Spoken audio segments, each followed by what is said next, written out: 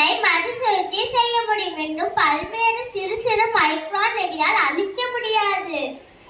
என்னால் நீண்ட நாள் வாழ முடியும். மரங்கள் என்னுடைய எதிரிகள். நான் அவர்களை துன்புறுத்துவேன். நான் தான் எழுதுகோள் பெட்டி.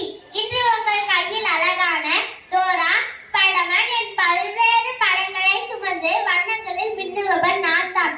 நானும் பிளாஸ்டிக் என்ற நெடியால் செய்யப்பட்டவன். என்னை மறுசுழற்சி செய்ய முடியும் என்னும் பல்வேறு சிறு சிறு மைக்ரான் நெடியால் அழிக்க முடியாது.